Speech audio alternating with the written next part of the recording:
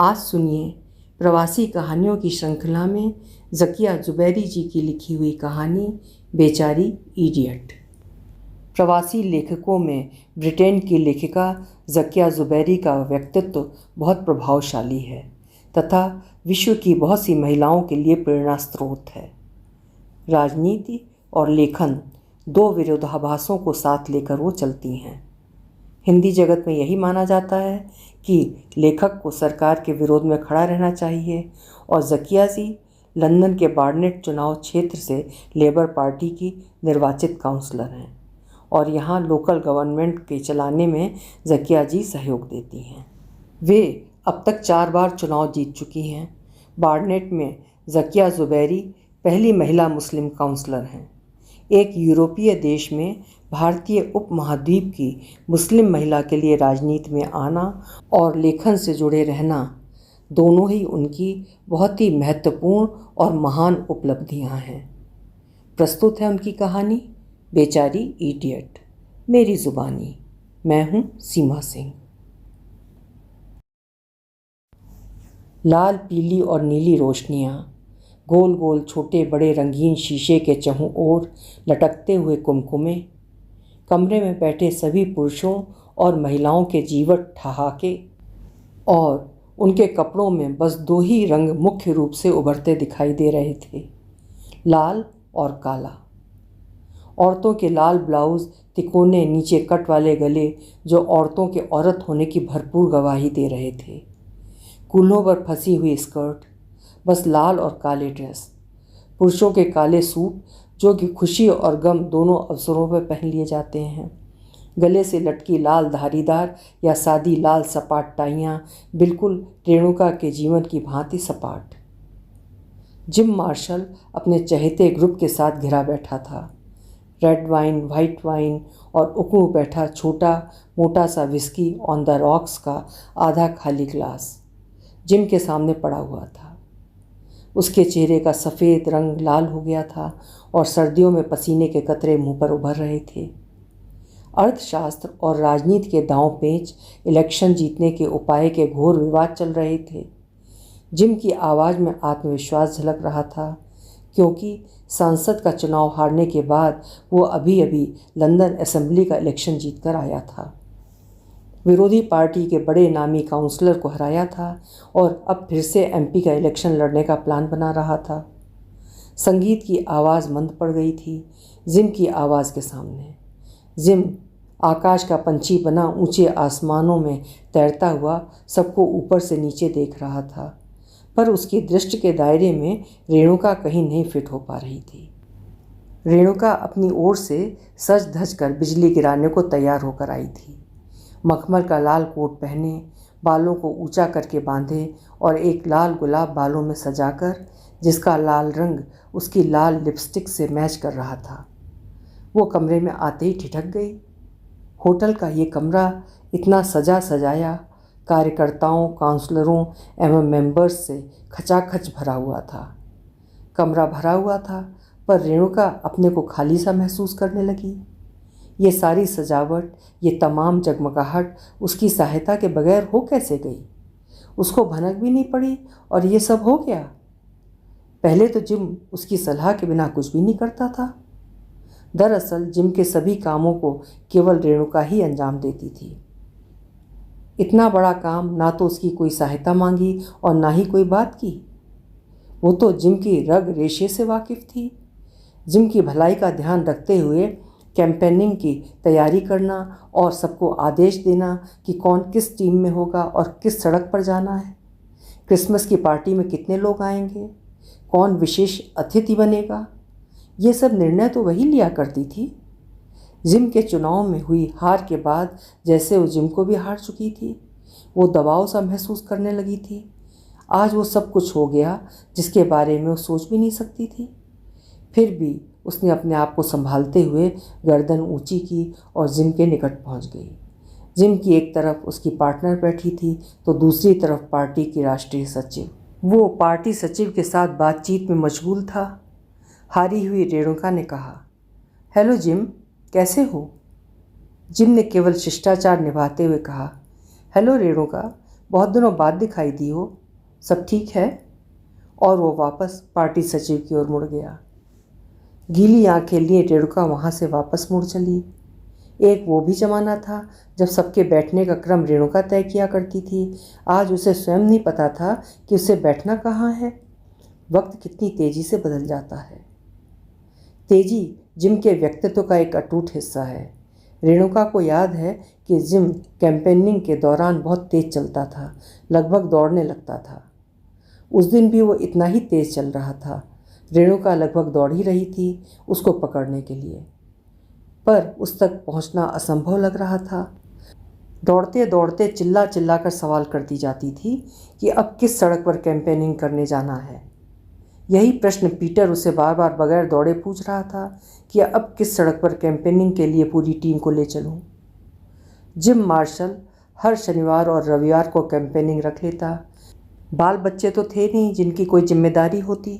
पत्नी अपने कामों में व्यस्त होती। होम्योपैथी कॉलेज से होम्योपैथी की डिग्री ली हुई थी।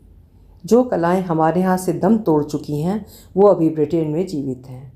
होम्योपैथी से अच्छी खासी आमदनी हो जाती है, पर इसके बावजूद भी उसकी पत्नी समय निकालकर कभी कभी कैंपेनिंग कर लिया करती।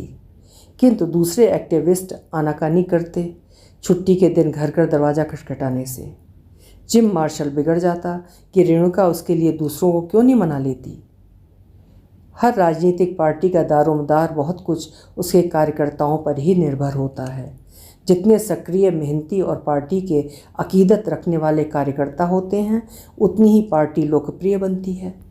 रेणुका ने आते ही सारे कार्यकर्ताओं की एक सूची बनाकर फौज में भर्ती करने जैसी पलटन तैयार कर ली थी। सीमा वगैरह देखती रह गईं कि रेणुका कैसे काम करती है, कितनी लगन से। काम के बीच कैसे मस्त होती है।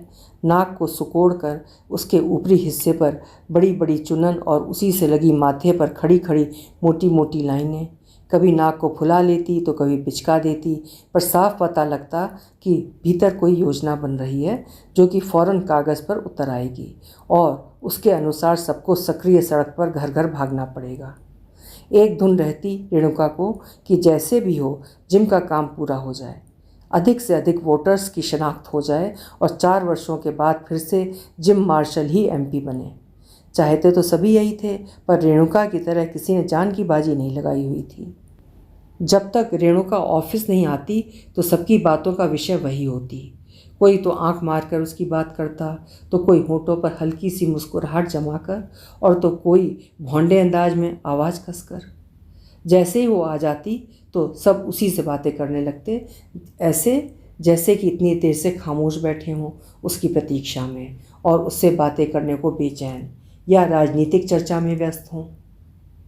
पाखंड का भी एक अद्भुत स्थान होता है राजनीति में, जो कि उसका अटूट अंग समझा जाता है।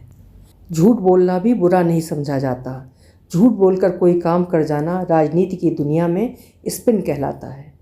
कार्यकर्ताओं में से शायद ही उसे कोई पसंद करता हो, पर उसे क्या फिक्र, वो तो जिम की ही पसंद बनकर रहना चाहती थी, सबसे पंगा लेने को तैयार। जिम को ये सब अपनी सुविधा के अनुसार लगता था, वो भी उसे अपनी ढाल बनाए हुए था। ढाल तो वो थी, वार भी करती थी, पर डांट भी जी भर कर खाती थी। ऐसा लगता जैसे जिम ने उसे गलती करने का हक नहीं दिया है। एक बार तो जिम गुस्से से पागल हुआ जा रहा था। वो कुछ कैनवस शीट्स लाना भूल गई थी। आदत तो उसने स्वयं ही खराब की थी, हमेशा फालतू शीट्स रख लाती थी। उस दिन बिल्कुल सही हिसाब से लाई थी, पर जिम को अपनी मर्जी से काम करने देना बिल्कुल पसंद नहीं था। निर्णय वो स्वयं ही लेता। गुस्से में उसको यू इडियट तक कह दिया। मगर रेणुका ना जाने किस मिट्टी की बनी है, उसे जिम की कोई बात बुरी ही नहीं लगती, फिर चाहे वो प्यार से कहे या डांट से। बस वो ढिठाई से हंसती रहती। कुछ लोगों को बुरा भी लगा। उन्हें महसूस हुआ कि इतनी बेइज्जती के बाद वो पार्टी छोड़ जाएगी, मगर दूसरे ही दिन वो फिर से मौजूद थी। कुछ लोगों ने टोह लेने की कोशिश की कि वो तो भूल चुकी थी कि जिम ने उसकी बेइज्जती भी की थी। पुजारन के शब्दकोश में बेइज्जती जैसा शब्द होता ही नहीं। जब किसी को देवता मान ही लिया तो फिर बुरा क्या मानना, यही उसकी सोच थी।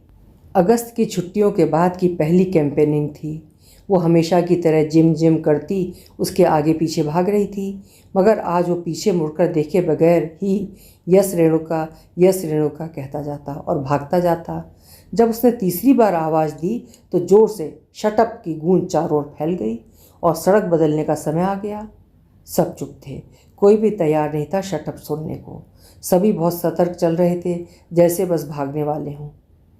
जिम मार्शल छोटे से कद का लाल टाई लगाए। ये लाल रंग की टाई उसकी राजनीतिक पार्टी की प्रतीक थी, वरना व्यवहार तो उसका नादिर शाह जैसा था। वो गुस्से में दूसरी सड़क की ओर चल पड़ा।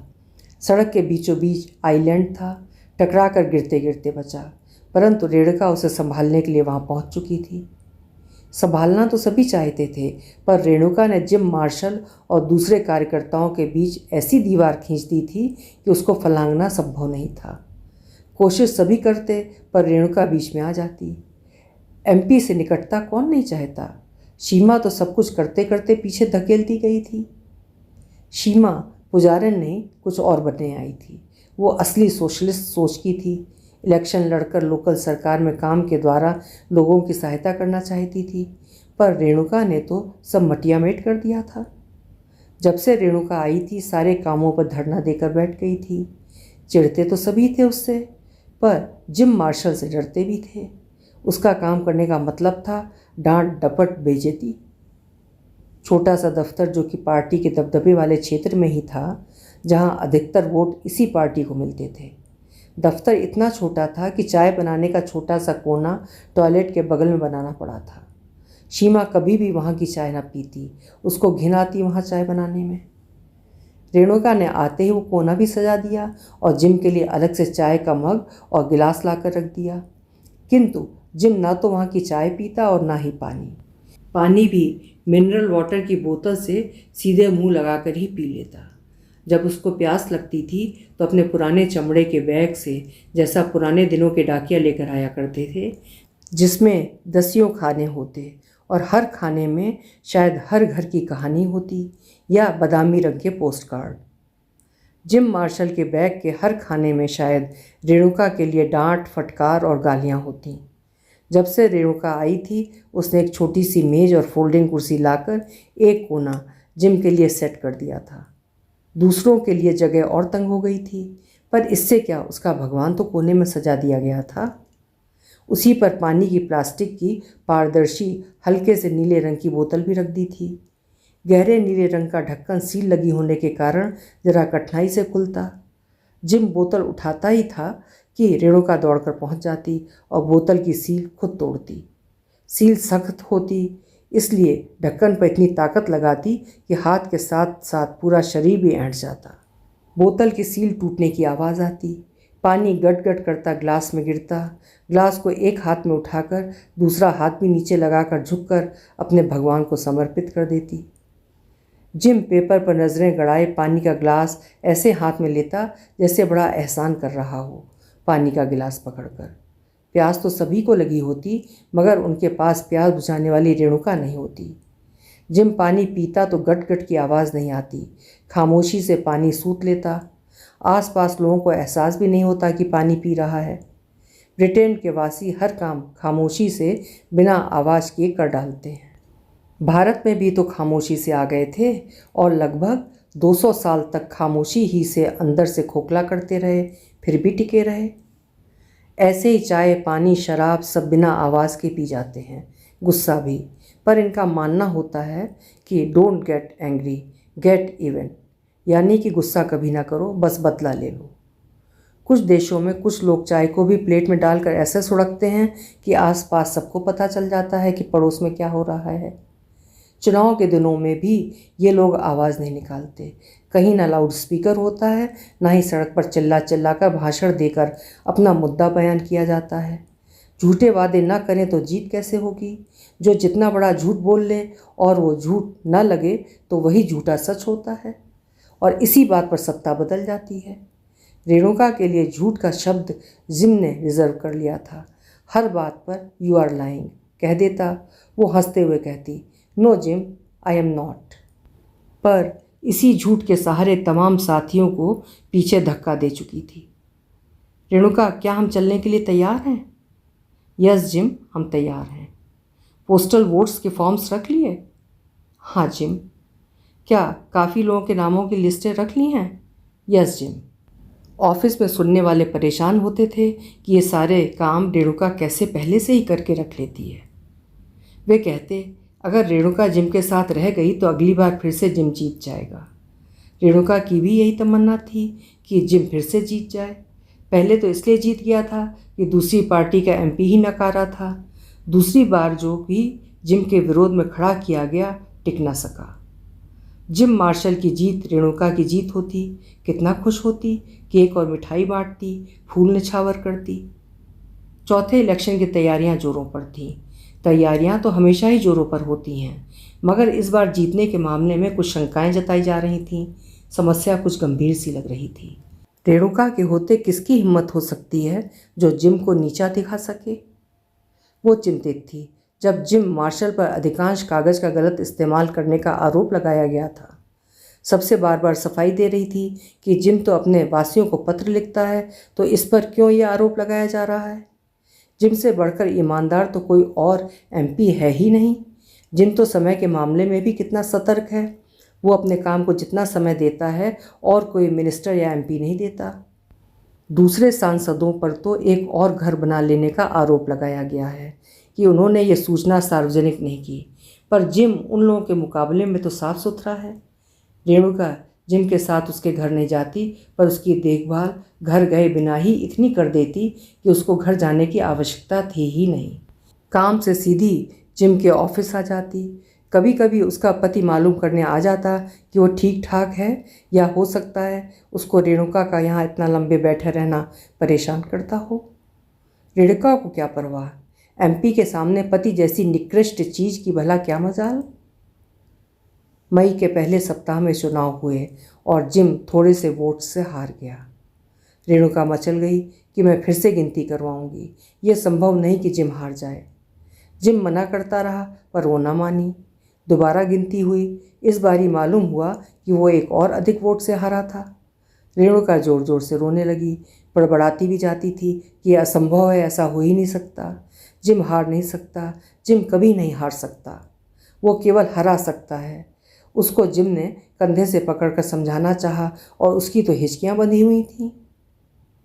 आज होटल के इतने भरे हुए कमरे में, जहाँ रोशनियों की बारिश हो रही थी, silent night, Holi night, all is काम, ऑल इज़ ब्राइट जैसा क्रिसमस गीत मीठे सुरों में हर ओर फैला हुआ था। रेणुका के भीतर क्या तूफान चल रहा था, किसी को नहीं मालूम। वो भीतर आई। उसकी समझ में नहीं आ रहा था कि वो किधर जाए। उसकी वीआईपी वाली सीट पर तो जिम ने किसी और को बैठाया हुआ था, और दूसरा कोई उसको अपने पास बैठने को आमंत्रित भी नहीं कर रहा था। सभी अनजान थे। वो अपना बड़ा सा काला हैंडबैग लटकाए हुए, जिसमें वो जिम की अपॉइंटमेंट डायरी, उसके दसियों पेपर, उसके लिए सैंडविच और फालतू कन्वेंसिंग शीट्स भरकर चला करती थी, जो कि इतना बोझ होने के बावजूद भारी नहीं लगता था। आज जैसे उसी खाली बैग के वजन से उसके कंधे झुके जा रहे थे। धीरे धीरे चलती हुई बाहर जाने वाले दरवाजे के पास वाली मेज पर अकेली आकर बैठ गई। आज रेणुका जी भरकर जोर जोर से रोना चाह रही थी, क्योंकि आज वो तो हार गई थी, मगर जिम अपनी जीत का जश्न नए दोस्तों के साथ मना रहा था। भला ऐसे में उसको कौन चुप कराएगा। अभी आप सुन रहे थे ज़किया ज़ुबैरी जी की लिखी हुई कहानी बेचारी इडियट। उम्मीद है कहानी आपको पसंद आई होगी। कल फिर मिलेंगे। आप खुश रहें, आबाद रहें। शुक्रिया।